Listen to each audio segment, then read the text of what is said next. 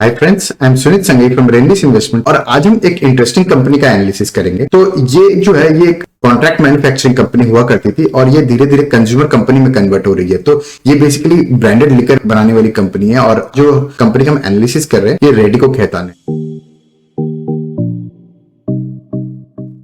तो रेडिको खैतान का एनालिसिस करने से पहले एक इंटरेस्टिंग चीज मैं बता देता हूं। तो यूजुअली हम जितने भी रूल बेस्ड इन्वेस्टिंग स्ट्रैटेजीज है उनको फॉलो करते हैं और उसके अंदर लगातार हमें काफी सारे इंटरेस्टिंग कंपनीज मिलते हैं, चाहे वो रेडिको खैतान हो या एपीएल अपोलो, इस तरह की कंपनीज मिलती है। तो मुझे लगता है कि ये कंपनीज का फंडामेंटल एनालिसिस कर लेने से क्या होता है कि एक कॉन्फिडेंस भी आ जाता है कि जो रूल बेस्ड इन्वेस्टिंग है वो वाकई में बहुत ही अच्छी तरीके से काम कर रही है कि नहीं। तो आज हम इसका डिटेल एनालिसिस करेंगे। सबसे पहले इसका बिजनेस समझेंगे, उसके बाद इसका फाइनेंशियल एनालिसिस करेंगे और फिर थोड़ा सा वैल्यूएशन के पर्सपेक्टिव से भी देखेंगे। आज हम फंडामेंटल एनालिसिस करेंगे रेडिको खैतान का। तो सबसे पहले कुछ इंपॉर्टेंट चीजें देख लेते हैं जो रेडिको खैतान के बारे में। तो थोड़ा सा बेसिक समझ लेते हैं रेडिको खैतान किस इंडस्ट्री में काम करती है और इस तरह की इसकी हिस्ट्री रही है, जर्नी रही है। तो रेडिको खैतान जो है ये बेसिकली आईएमएफएल इंडस्ट्री को बिलोंग करती है। तो ये क्या होता है कि इंडिया मेड फॉरेन लिकर। तो इंडिया में जो लिकर कंजम्पशन होता है वो या तो इंडिया मेड जो होती है वो या तो इंडियन टाइप की लिकर होती है जो देसी दारू मिलती है, और इसके अलावा जो फॉरेन लिकर है तो रेडिको खैतान जो है फॉरेन लिकर में काम करता है। और इसका पहले जो नाम था ये रामपुर डिस्टिलरी नाम से स्टार्ट हुई थी 1943 में और 1998 तक लगभग ऑलमोस्ट 55 इयर्स तक ये रामपुर डिस्टिलरी नाम से ही जानी जाती थी। और फिर क्या हुआ कि इनके सेकंड जनरेशन एंटरप्रेन्योर आए जो फाउंडर ललित खैतान के बेटे थे अभिषेक खैतान, उन्होंने आके इसका नेम चेंज करवाया और नेम चेंज करके रेडिको खैतान किया। तो ये चेंज करने को अपने पेरेंट्स को काफी ज्यादा कन्विंस भी करना पड़ा और एक बार उन्होंने चेंज करने के बाद काफी सारे नए प्रोडक्ट्स भी लाए। और इसके अलावा ये जो रामपुर डिस्टिलरी है ये basically as a contract manufacturing के हिसाब से काम करती थी, उसका पूरा चेंज किया। इन लोगों ने क्या किया कि अपने खुद के ब्रांड्स लाए, अपने ब्रांड्स को प्रमोट करना स्टार्ट किया। 1998 में 8 PM विस्की लॉन्च की और उसके बाद ऑलमोस्ट लास्ट 22 इयर्स में बहुत सारे प्रोडक्ट्स इन लोगों ने लॉन्च किए। तो ये इन हाउस मैन्युफैक्चरिंग पे किया और इसके बाद जो मैन्युफैक्चरिंग है उसके बाद फॉरवर्ड इंटीग्रेशन करके अपने डिस्ट्रीब्यूशन सेटअप किया और ब्रांडिंग वगैरह करके नए प्रोडक्ट्स लॉन्च किए। करेंटली कंपनी की मैं बात करूं तो इनके पास एक अमेजिंग मैन्युफैक्चरिंग सेटअप है और एक रोबस्ट इंडिया लेवल पे, पैन इंडिया लेवल पे डिस्ट्रीब्यूशन नेटवर्क है जिससे ये अपने जितने भी रिटेलर्स है उनको प्रोडक्ट सप्लाई करते हैं। कंपनी की एक खास बात यह है कि इन लोगों ने अपने जितने भी ब्रांड्स है उनको इन हाउस ऑर्गेनिकली ग्रो किया, यानी कि इन लोगों ने खुद अपने ब्रांड्स बनाए, पैकेजिंग पे, नए नए प्रोडक्ट्स बनाने पे ध्यान दिया और उसके बाद उनको फर्दर प्रमोट किया। इन लोगों ने ऐसा नहीं कि कोई पर्टिकुलर एक दो लिकर कंपनी को खरीदा और उसके थ्रू अपने ब्रांड्स का रीच बढ़ाया, वैसा नहीं किया इन लोगों ने। उससे क्या होता है कि इन लोगों की कोर कॉम्पिटेंसी डेवलप हो गई है किस तरीके से नए नए ब्रांड्स लॉन्च करने चाहिए और इसी वजह से लगातार ये नए नए प्रोडक्ट लॉन्च भी कर पा रहे हैं और सक्सेसफुली कर पा रहे हैं। और इसमें सबसे इंपॉर्टेंट चीज इन लोगों की है कि इन लोगों ने इनोवेशन किया है, R&D पे बहुत ज्यादा ध्यान देते हैं और कस्टमर क्या चाहता है, कस्टमर का क्या प्रेफरेंस है वो भी इन लोगों का समझने का तरीका जो है काफी इंटरेस्टिंग है। कंपनी ने अगर मैं लास्ट 15 इयर्स की बात करूं तो कंपनी ने 15 ब्रांड्स लॉन्च किए। तो ये जितने भी ब्रांड्स है ये अम्ब्रेला ब्रांड्स की तरह लॉन्च होते हैं, यानी कि फर्दर पहले ब्रांड के अंदर पर्टिकुलर एक दो प्रोडक्ट लॉन्च करते हैं और फर्दर सेम ब्रांड के अंदर मल्टीपल प्रोडक्ट्स लॉन्च करते हैं। तो इसे अम्ब्रेला ब्रांड कहते हैं। और यहाँ पे 4 जो ब्रांड्स है इनके मिलीनियर ब्रांड्स हुए हैं वो उनमें से है 8 PM whisky, Magic Moments vodka, Contessa rum और ओल्ड एडमिरल ब्रांडी। तो ये जो 4 है इनको मिलीनियर इसीलिए कहते हैं क्योंकि ये मोर देन एवरी ईयर ये मिलियन के ऊपर क्रेट सेल करते हैं। और इसके अलावा अगर मैं बात करूं तो कैंटीन स्टोर्स, जो मिलिट्री के जो कैंटीन्स होते हैं वहां पे इनके काफी सारे प्रोडक्ट सेल होते हैं। तो ये इंटरेस्टिंग इसलिए है क्योंकि मिलिट्री कैंटीन्स में हर कोई कंपनी को एंट्री नहीं मिलती। पहले के टाइम पे तो इंटरनेशनल ब्रांड्स को एंट्री थी, अब तो वो भी बंद हो गया है। तो इसलिए जो इनके लिए कोर कॉम्पिटेंसी बन जाती है, बैरियर्स टू एंट्री बहुत हाई है। और जैसे मैंने कहा कि इन लोगों ने अपने ब्रांड इक्विटी पे लास्ट 20-25 ईयर्स में बहुत ज्यादा ध्यान दिया है और इसकी वजह से क्या है कि इंटरनेशनल मार्केट में ऑलमोस्ट 85 कंट्रीज में एक्सपोर्ट करते हैं। और इंटरेस्टिंग है कि इंडियन मेड लिकर जो है बहुत कम हुआ है ऐसा कि इंडियन ब्रांड जो है इंटरनेशनल मार्केट में सेल कर पाता है। तो ये बहुत ही अच्छी अचीवमेंट भी और एक बहुत बड़ा मार्केट ओपन करके देता है इंडिया के लिए। और यहाँ पे जैसे मैंने कहा कि इनकी 2 डिस्टिलरी है, एक तो इनकी जो खुद की इन हाउस डिस्टिलरी है जो रामपुर में यूपी की पहली डिस्टिलरी थी और इसके बाद इन लोगों ने एक जॉइंट वेंचर भी किया जो महाराष्ट्र में है। तो ये कंपनी प्रमोटर ड्रिवन है। ललित खैतान जो है ये कंपनी को फाउंड किए थे और इसके बाद 1998 में अभिषेक खैतान जो इनके सन है वो ज्वाइन किए थे और करेंटली ये MD भी है। यही मैं इनके कुछ प्रोडक्ट्स के बारे में दिखाऊं आपको। तो मैजिक मोमेंट्स है या रामपुर है, जैसलमेर इंडियन क्राफ्ट चेन है। और 8 PM की बात देखो तो विस्की के अंदर वर्ल्ड में रैंक 11 पे ये है इन टर्म्स ऑफ सेल्स। इसके अलावा आप विस्की में देखो आफ्टर डार्क है या व्हाइट हॉल है, इस तरीके के प्रोडक्ट्स हैं डोमेस्टिक मार्केट में। और रम की बात करें तो प्लूटन बे है या 1965 है, कंटेसा, इस तरीके से ये अम्ब्रेला ब्रांड्स को तरह इसको यूज करती है। और वही मॉर्फिस जो इनकी ब्रांडी, आप देखो मॉर्फिस की कंटिन्यूसली इन लोगों ने काफी सारे ब्रांडी निकाले हैं और मोर देन 50% का मार्केट शेयर है इंडिया के अंदर। वोडका की बात करें तो मैजिक मोमेंट्स जो इनकी फ्लैगशिप ब्रांड है वोडका के अंदर, उसमें मोर देन 50% का मार्केट शेयर है। और इसके अलावा इन लोगों ने फ्लेवर्ड वोडका भी लॉन्च किया है by the name of Electra. Defence में जैसे मैंने कहा कि after dark, 8 PM, Contessa, Bermuda, Napoleon brandy, magic moments, इस तरीके के मोस्ट ऑफ द प्रोडक्ट्स को इन लोगों ने डिफेंस में भी लॉन्च किया है एंड काफी सक्सेसफुल भी है। और 1965 जो है ये स्पेशली डिफेंस के पर्सपेक्टिव से इन लोगों ने बनाया है इस प्रोडक्ट को। अगर इंटरनेशनल मार्केट की बात करें तो जैसलमेर इंडियन क्राफ्ट जिन है, रामपुर सेलेक्ट है, रामपुर PX है, इस तरीके के प्रीमियम ड्रिंक्स बनाए हैं। और इसके अलावा विस्की की बात करें तो 8 PM है या फिर आफ्टर डार्क है, रिगल टैलेंस है, व्हाइट हॉल है, इस तरीके की विस्की है। और वहीं रम की बात करें तो कंटेसा जो है वर्ल्ड की रैंक 7 है इन टर्म्स ऑफ सेल्स। तो लास्ट 25 इयर्स में प्रोडक्ट्स जो लॉन्च हुए हैं उसकी टाइमलाइंस देख ले। जैसे मैंने कहा कंटेसा जो है इनकी CSD प्रोडक्ट है जो फर्दर इन लोगों ने डोमेस्टिक और इंटरनेशनल मार्केट में भी लॉन्च किया है। इसके बाद 1998 जो इनकी पहली इन हाउस ब्रांड थी 8 PM विस्की, वो लॉन्च हुई थी। उसके बाद 2002 में इन लोगों ने ओल्ड एडमिरल ब्रांडी लॉन्च की और ये CSD के अंदर एक अच्छा खासा मार्केट शेयर लेके बैठा हुआ है। इनफैक्ट CSD के अंदर जो रेडिको खेतान की सेल होती है उसका primary reason Old Admiral brandy ही है। 2004 में इन लोगों ने व्हाइट हॉल विस्की लॉन्च की थी। 2006 में इन लोगों ने वोडका लॉन्च की थी जिसका नाम था मैजिक मोमेंट्स। और ये मैजिक मोमेंट्स को इन लोगों ने क्या किया कि 2006 में पहले लॉन्च किया और उसके सक्सेसफुल लॉन्च होने के बाद स्पेशली वुमेन जो है बहुत ज्यादा वोडका कंजम्पशन करने लगी है स्पेशली इंडिया में इन लास्ट 15 ईयर्स। तो उन लोगों के लिए फ्लेवर्ड वोडका लॉन्च किया in the same name of magic moments. जैसा मैंने कहा एक अम्ब्रेला ब्रांड की तरह मैजिक मोमेंट्स को यूज किया। और इसके बाद 2009 में इन लोगों ने मॉर्फर ब्रांडी लॉन्च की, ये प्रीमियम कैटेगरी की ब्रांडी थी। और इसके बाद 2011 में आफ्टर डार्क करके विस्की लॉन्च की। 2012 में अगेन इन लोगों ने वोडका मैजिक मोमेंट्स के नाम से एक फ्लेवर्ड वोडका लॉन्च करी।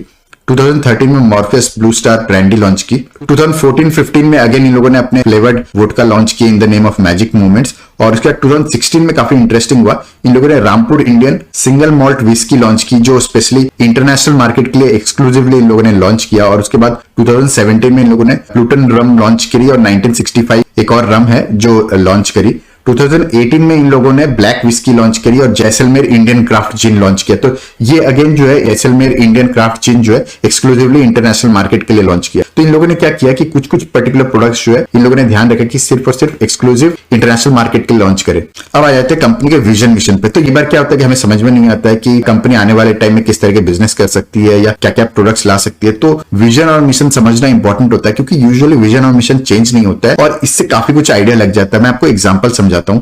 आप देखो कंपनी का विजन क्या है, to become most valuable spirit company in India with global standard. तो बेसिकली ये global quality of products launch करना चाह रही है और इसके अलावा it's very committed to environment, sustainability and governance. तो इससे क्या पता चलता है कि ESG पैरामीटर पे ये बहुत ज्यादा कॉन्शियस है। और इस विजन को अचीव करने के लिए क्या कर रहे हैं, कस्टमर एस्पिरेशन क्या है, to develop products that customers love and endorse. तो मतलब कस्टमर सेंट्रिक है, बहुत ज्यादा फोकस्ड है कस्टमर को जो पसंद है वैसे प्रोडक्ट्स बनाने का। और इसके लिए इन लोगों ने क्या यूज किया, technology excellence, product innovation and brand creation. तो आपको पता चलता है और पिछले 20 इयर्स के प्रोडक्ट्स भी अगर हम देखें तो एक्चुअली इसी मिशन पे इनके प्रोडक्ट्स लॉन्च हुए हैं। तो पता चलता है कि किस तरीके का इनका थॉट्स है, माइंडसेट है। और यहाँ पे आप देखो कस्टमर इज द किंग, यही इनका मंत्र है और यही रीजन है जिसकी वजह से ये इतने सक्सेसफुल प्रोडक्ट्स बना पाए हैं।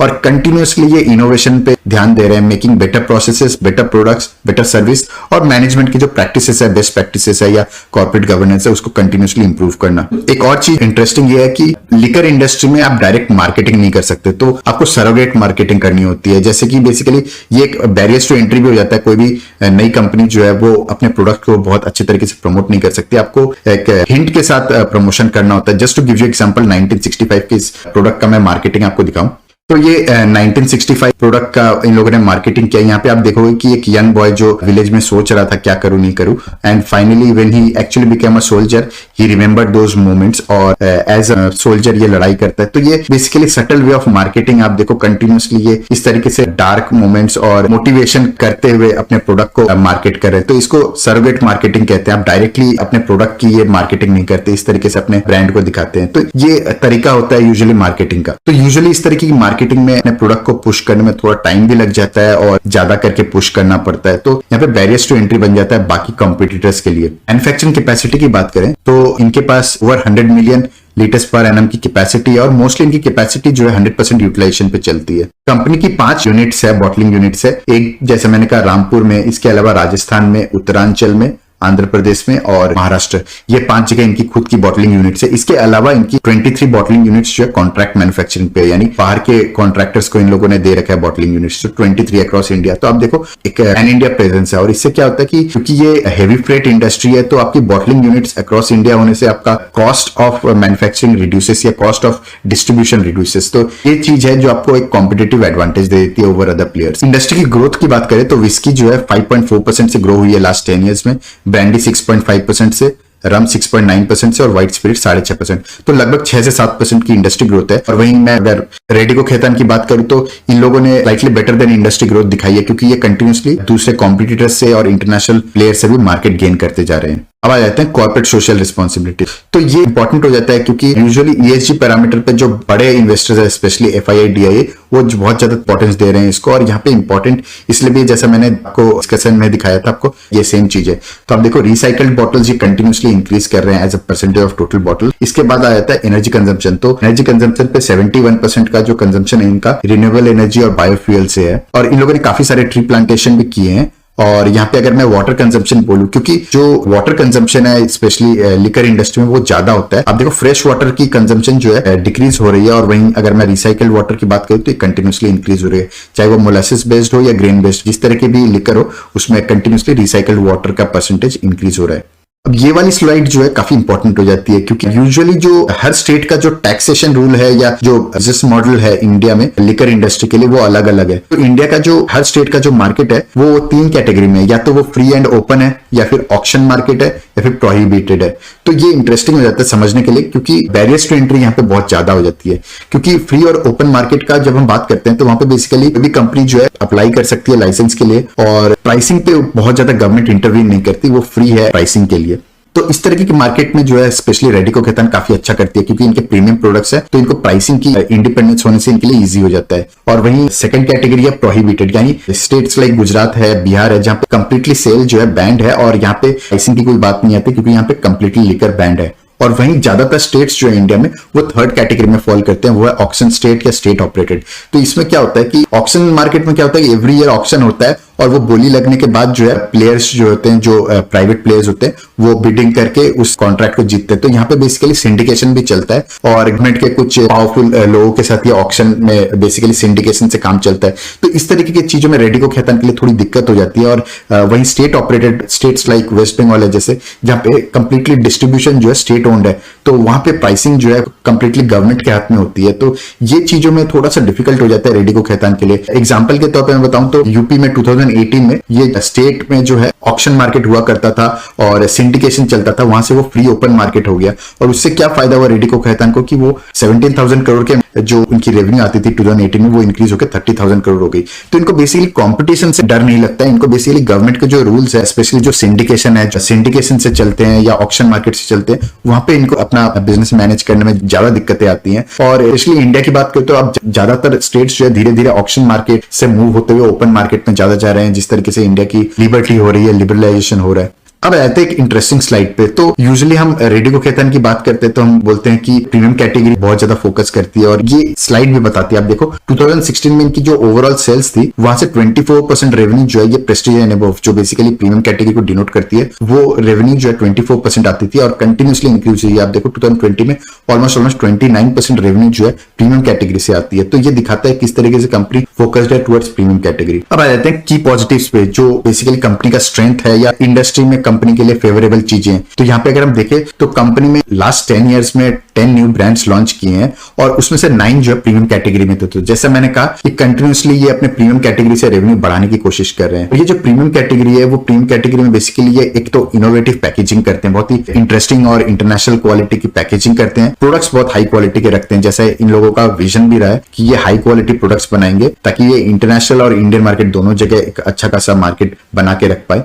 इसके बाद आ जाता है अम्ब्रेला मार्केटिंग स्ट्रेटेजी। तो जैसे मैंने कहा कि ये अम्ब्रेला मार्केटिंग फॉलो करते हैं। एग्जाम्पल के तौर पर मैं आपको थोड़ा सा आईटीसी का बताता हूँ। आईटीसी जो है एक आशीर्वाद आटा लॉन्च किया और उसके बाद आशीर्वाद ब्रांड से ये काफी सारे प्रोडक्ट्स लाता है। तो अम्ब्रेला मार्केटिंग क्या करता है, आपका इनिशियल मार्केटिंग कॉस्ट बहुत ज्यादा लगता है, पर धीरे धीरे वो आपको बहुत ज्यादा एडवांटेज देता है क्योंकि आप मल्टीपल प्रोडक्ट सेम ब्रांड के अंदर लॉन्च कर देते हो। और कंपनी का हमेशा से फोकस प्रीमियम ब्रांड पे इसलिए रहा है क्योंकि ये कंटिन्यूअसली अपने ऑपरेटिंग प्रॉफिट मार्जिन जो है वो ज्यादा कमा सकती है, क्योंकि आपकी जो प्रीमियम कैटेगरी होती है वो थोड़ी सी ज्यादा प्रॉफिट मार्जिन पे आ जाती है और वहां पे कस्टमर का फोकस मोर देन प्राइसिंग, उनकी क्वालिटी और पैकेजिंग पे ज्यादा ध्यान होता है and they are willing to pay slightly better prices as well. और जैसे मैंने कहा कुछ ब्रांड्स जो इनकी पर्टिकुलरली इन लोगों ने इंटरनेशनल मार्केट के लिए एक्सक्लूसिव रखा है, जैसे कि Rampur Indian single malt whisky है, जैसलमेर इंडियन क्राफ्ट जिन है। तो जैसलमेर इंडियन क्राफ्ट इन लोगों ने इंडिया में भी कुछ लोकेशंस में लॉन्च किया है रिसेंटली, बट मोस्टली इन लोगों ने पहले इंटरनेशनल मार्केट के लिए एक्सक्लूसिव रखा था। और यहाँ पे हनी विस्की है, सिनामॉन विस्की है, फ्लेवर्ड रम्स है। तो इस तरीके के कुछ प्रोडक्ट्स इन लोगों ने एक्सक्लूसिवली जो है इंटरनेशनल मार्केट के लिए रखा है। कंपनी ने बैकवर्ड इंटीग्रेशन कर रखा है, तो ये जो इनकी बॉटलिंग है, पैकेजिंग है, वो बेसिकली इन लोगों ने खुद की इन हाउस रख रखा है ताकि कॉम्पिटिटर्स को एक एडवांटेज नहीं आए, कॉम्पिटिटर्स कॉपी नहीं कर पाए। उसके बाद इनकी मैनेजमेंट काफी अग्रेसिव है। तो ये एक इंटरेस्टिंग चीज है। आपको मैं अगर फाइनेंशियल नंबर्स पे जब दिखाऊंगा आप देखोगे कि कंटिन्यूअसली ये इनिशियली लेवल में जब इन लोगों ने ब्रांडिंग की, मार्केटिंग की, नए नए प्रोडक्ट्स लॉन्च किए, तो इन लोगों ने काफी बड़ा डेट लिया और वो सक्सेसफुली डेट को लेते हुए बहुत ज्यादा सेल भी किए अपने नए नए प्रोडक्ट्स और धीरे धीरे डेट भी रिड्यूस किया। तो जो कंपनी, जो मैनेजमेंट बड़ा रिस्क ले सकती है, लेवरेजिंग कर सकती है, लोन लेके अपने बिजनेस को एक्सपेंड कर सकती है। इमेजिन कीजिए कि आज के टाइम पे जब उनकी बैलेंस शीट कंप्लीटली डीलेवरेज हो गई है, लोन बहुत घट गया है, तो यहाँ पे उनके लिए किस तरीके का एडवांटेज है। और इस तरह की मैनेजमेंट जो आने वाले टाइम में और उम्दा कर सकती है क्योंकि इनको काफी ज्यादा फ्री हैंड मिल जाता है। इंडस्ट्री की बात करूं तो अल्कोहल इंडस्ट्री जो बहुत ज्यादा कंसोलिडेट हो गया है। 2010 में जहां पे 26 बड़े प्लेयर्स होते थे, ऑर्गेनाइज प्लेयर होते थे, आज के टाइम पे मात्र 15 प्लेयर्स है। और इन 15 प्लेयर्स के अंदर भी ज्यादातर कैटेगरी में जैसा मैंने दिखाया आपको कि ये मोस्टली इनके अच्छे खासे मार्केट शेयर है। एक अच्छा barriers to entry liquor industry में है कि लाइसेंस मिलना बहुत डिफिकल्ट है, स्पेशली मिलिट्री कैंटीन्स की बात करूं तो इनके पास जो लाइसेंस है स्पेशली कैंटीन्स में, उसमें इन लोगों ने काफी सारे प्रोडक्ट्स लॉन्च करके एक अच्छा खासा मार्केट शेयर भी गेन कर रखा है। जैसे मैंने कहा कि स्टेट टू स्टेट रेगुलेशंस बहुत वेरी करते हैं और रेगुलेशंस कंटिन्यूअसली चेंज भी होते हैं, रूल्स चेंज होते हैं। अगले पॉइंट पे आते हैं रेगुलेशंस क्रिएट प्राइस इंक्रीज। तो ये क्या है कि जितनी भी लिकर इंडस्ट्री है उसमें गवर्नमेंट के प्राइस की इंटरवेंशन होते हैं। तो इससे क्या होता है कि यूजुअली सभी के लिए ये रूल वैलिड हो जाता है। तो लिकर इंडस्ट्री में जितने भी प्लेयर्स हैं उनके लिए डिफिकल्ट हो जाता है, बट इसको रेडिको खैतान ने बहुत अच्छे तरीके से मैनेज कर रखा है by specially launching premium products. तो इसको ये अपने एडवांटेज के लिए ज्यादा यूज कर पा रहे हैं। और जैसा मैंने कहा कि मार्केटिंग बैरियर जो है बहुत ज्यादा हाई है, सरोगेट मार्केटिंग करना पड़ता है, तो कि मार्केटिंग की कॉस्ट ज्यादा आती है और प्रोडक्ट्स की उस लेवल की मार्केटिंग नहीं होती जितनी आप फ्री हैंड मार्केटिंग कर सकते हो। तो यहाँ पे कोई भी नया प्लेयर आएगा तो उसको मार्केटिंग करने में काफी ज्यादा टाइम लग जाएगा। काफी लोग बोलते हैं कि लिकर इंडस्ट्री में जो है स्पेशली गवर्नमेंट जो है रेस्ट्रिक्शन लगा सकते हैं, जो स्टेट्स में अभी भी लिकर सेल होती है वहां पे बैन लग सकता है। लेकिन आपको समझना पड़ेगा कि 20 to 25% स्टेट को जो टैक्स आता है वो लिकर टैक्स से आता है, अल्कोहल टैक्स से आता है। तो ज्यादातर स्टेट्स जो है इस टैक्स पे डिपेंडेंट है और लिकर इंडस्ट्री जो है दिस इज समथिंग जो आने वाले टाइम में बंद नहीं होगी, rather it will just thrive. हालांकि कुछ स्टेट्स डेफिनेटली अग्रेसिव हो सकते हैं, जैसा हमने गुजरात बिहार में भी देखा कि अल्कोहल को कंप्लीटली बैन कर दिया, बट ज्यादातर स्टेट्स ओपन भी रहेंगे। और जिस तरीके से इंडिया टुवर्ड्स वेस्टर्न कल्चर में अडेप्ट हो रही है तो यहाँ पे लिकर इंडस्ट्री को लिबरलाइजेशन ही लेगा। मुझे पर्सनली लगता नहीं है कि यहाँ पे ज्यादातर स्टेट्स बैन की तरफ जाएंगे, rather they will more look for open market और टैक्सेस को ज्यादा से ज्यादा कलेक्ट करेंगे। फाइनेंशियल नंबर्स की बात करें तो आरओसी देखो आप 19% का हेल्दी आरओसी है और आरओई जो ऑलमोस्ट 17% है, तो हेल्दी है। और वही डेट टू इक्विटी रेशियो अगर आप देखो तो नेग्लिजिबल है। सेल्स ग्रोथ देखोगे तो लगभग 10% के आसपास है 3 इयर्स और 5 इयर्स में। और वही प्रॉफिट देखे तो 3 इयर्स में 30% और 5 इयर्स में 50% के आसपास की सीएजीआर ग्रोथ है, जो कि काफी अच्छी है। पीएनएल आप देखो तो यहाँ पे सेल्स लगातार इंक्रीज कर रही है। 2010 में जहां ऑलमोस्ट 770 करोड़ के आसपास का सेल्स था, वही कंटिन्यूअसली इंक्रीज होते हुए करेंटली ऑलमोस्ट 2700 करोड़ हो गया। और वही नेट प्रॉफिट देखे तो लगातार 42 करोड़ से इंक्रीज होते हुए ऑलमोस्ट 283 करोड़ हो गया, जो कि काफी अच्छा है। ईपीएस आप देखो ऑलमोस्ट 3.15 का ईपीएस था जो कंटिन्यूअसली ग्रो हुआ है। तो लॉन्ग टर्म में जो है ईपीएस ग्रोथ आपको काफी कुछ बता देता है। आप देखो इसलिए 2017-18 के बाद से चीजें और ज्यादा चेंज हुई है। जैसा मैंने कहा यूपी में जिस तरीके से फ्री एंड ओपन मार्केट हुआ है उससे इनको काफी ज्यादा फायदा हुआ है। और इस तरीके से फ्री एंड ओपन मार्केट जैसे जैसे और स्टेट्स में होंगे तो इनको और एडवांटेज भी मिलेगा। कंपनी की बैलेंस शीट अगर हम देखें तो बोरिंग्स जैसे मैंने कहा कि इन लोगों ने इनिशियली लोन लेते हुए अपने नए नए प्रोडक्ट्स लॉन्च किए और ब्रांडिंग और मार्केटिंग पे भी काफी खर्चा किया, बट जिस तरीके से इनके प्रॉफिट्स ग्रो हुए आप देखो कंटिन्यूअसली इन लोगों ने डीलेवरेज किया और इनकी बैलेंस शीट और ज्यादा स्ट्रांग हो गई है। और अगर आप फिक्स्ड एसेट भी देखो तो कंटिन्यूअसली अपने फिक्स्ड एसेट को इन लोगों ने बढ़ाया, ऑलमोस्ट 400 करोड़ से इंक्रीज होते हुए आप देखो ऑलमोस्ट 800 करोड़ का फिक्स्ड एसेट है। शेयर होल्डिंग पैटर्न की आप बात करो तो देखो प्रमोटर्स के पास ऑलमोस्ट 40% की शेयर होल्डिंग है और वहीं एफआईआई की बात करें तो ऑलमोस्ट 20% के आसपास है। और डीआईए ने अपनी स्टेक बढ़ाया, ऑलमोस्ट 6.5% का स्टेक इनके पास था जो बढ़ते हुए ऑलमोस्ट 18% हो गया है। और पब्लिक के पास जहां 30% की होल्डिंग थी यहाँ पे वो डिक्रीज होते हुए ऑलमोस्ट 20% है। तो ओवरऑल 80% जो है स्ट्रॉन्ग हैंड्स में। तो यूजुअली स्ट्रॉन्ग हैंड्स में 80% का शेयर होल्डिंग काफी अच्छा मानता हूं मैं। अब आ जाते हैं वैल्यूएशन पे। तो वैल्यूएशन जो है थोड़ी इंटरेस्टिंग हो जाती है। आप देखो इनकी पी रेशियो आप देखो लास्ट 5 ईयर्स में अगर आप मीडियन पी देखो तो ऑलमोस्ट 27-28 का है और करेंटली ये ऑलमोस्ट 50-55 का पी रेशियो पे ट्रेड कर रहा है। तो स्लाइटली अबव मीडियन पी है, बहुत ज्यादा महंगे वैल्यूएशन पे है, स्पेशली अगर आप हिस्टोरिकल लास्ट 5 ईयर्स के एवरेज देखोगे तो। और इसी में मैं आपको थोड़ा सा इंटरनेशनल मार्केट से कंपेयर करता हूं इसको। तो ये स्लाइड काफी इंपॉर्टेंट हो जाती है। आप देखो वर्ल्ड की जो सबसे टॉप अल्कोहल कंपनी है उनकी पी रेशियो देखो आप 47, 35, 26 और इन्हीं के एवरेज पी रेशियो देखोगे तो 36 के आसपास की पी रेशियो। तो इस कंपनी को स्पेशली अगर 36 के पी रेशियो के आसपास होता तो मैं वैल्यूएशन को फिर भी जस्टिफाइड मानता। बट आप रेडिको खैतान का भी करंटली बात करें तो ऑलमोस्ट 50 to 55 के पी रेशियो पे ये ट्रेड कर रहा है। तो वैल्यूएशन के हिसाब से मुझे ये थोड़ा महंगा लग रहा है। हालांकि यहाँ पे एक और चीज आ जाती है कि यूजुअली जो कंपनीज का जो कंज्यूमर कंपनीज है जैसे कि एग्जाम्पल के तौर पर नेस्ले है या ब्रिटानिया है, इस तरह की कंपनीज है, उनको भी बहुत ज्यादा हाई पी रेशियो मिलता है, स्पेशली जो एफएमसीजी होती है। उसका प्राइमरी रीजन है कि अर्निंग्स की विजिबिलिटी बहुत स्ट्रांग होती है और वो तभी होती है जब आपके प्रोडक्ट्स जो है बहुत ज्यादा ब्रांडेड हो जाते हैं, बहुत ज्यादा ब्रांड रिकॉल स्ट्रांग हो जाती है, ब्रांड इक्विटी स्ट्रांग हो जाती है। और यही चीज कंपनी करने की कोशिश कर रही है क्योंकि ब्रांड इक्विटी बनाने में आपको 2 साल 5 साल में नहीं होता है। आपके प्रोडक्ट्स जो है लगातार इतने ज्यादा सक्सेसफुल हो जाते हैं कि लोग फिर जो है उन प्रोडक्ट्स के बिना शॉपकीपर को एक्चुअली वो प्रोडक्ट्स अगर नहीं मिले तो वो शॉप से बाहर निकल आते हैं, किसी और शॉप में चले जाते हैं। वो ब्रांड रिकॉल जो है वो अमेजिंग होती है और तभी जाके आपको लॉन्जेविटी ऑफ अर्निंग स्ट्रांग हो जाती है और आपको हाई वैल्यूएशन मिलता है। तो पर्सनली मुझे लगता है कि ये वैल्यूएशन पर्सपेक्टिव से थोड़ा सा महंगा वैल्यूएशन है, अदरवाइज बिजनेस जो है काफी अच्छा है। और जैसा आप देख रहे हो कि ऑलमोस्ट ग्लोबल ई जो है consumer companies like liquor companies की जो टॉप शॉट कंपनीज है उनका पी जो है लगभग 35-36 के आसपास का पी है। तो यूजुअली वो जो है वो मैच्योर वर्ल्ड का जो कंपनीज है उनकी पी जो है 36-37 के आसपास है। वही रेडिको खैतान की बात करें तो ऑलमोस्ट 55 का पी है। तो वैल्यूएशन साइड से ये थोड़े से महंगे है। इसने ऑलरेडी जो ग्रोथ है उसको कंसिडर करके ये वैल्यूएशन मिली हुई है। तो यहाँ पे मुझे लगता है कि थोड़ी सी आपको या तो 200 moving average and RSI less than 30 जैसी प्राइस पे आपको बाई करना चाहिए या फिर आपको rule based investing strategy follow करते हुए, चाहे वो कैंसलिम हो या मैंने अपने इन हाउस कई सारे रेनबिस रिलेटेड स्ट्रेटेजी बनाए हैं उस तरह के हो या फिर मोमेंटम बेस्ड हो, इस तरीके की कोई स्ट्रेटेजी के अंदर आपको बाई करना चाहिए इसे। तो अगर आपको हमारा कंटेंट पसंद आता है तो अपने उन दोस्तों के साथ हमारे चैनल के बारे में जरूर शेयर कीजिएगा जो स्टॉक मार्केट और म्यूचुअल फंड में इन्वेस्ट करते हैं। That's all for today, thank you. तो यहाँ पे मैं एक डिस्क्लेमर दे दूं तो ये कोई बाई और सेल की रिकमेंडेशन नहीं है। ये बेसिकली लर्निंग पर्पज से वीडियो बनाई गई है ताकि आप ये सीख सको कि एनालिसिस किस तरीके से करना चाहिए और किस तरीके से हमें अपने इन्वेस्टमेंट्स को देखना चाहिए। और अगर आपको यूजफुल लगे तो हमारा टेलीग्राम चैनल है रेनबिस इन्वेस्टमेंट, जिसको आप सर्च करके ज्वाइन कर सकते हो। That's all for today, thank you.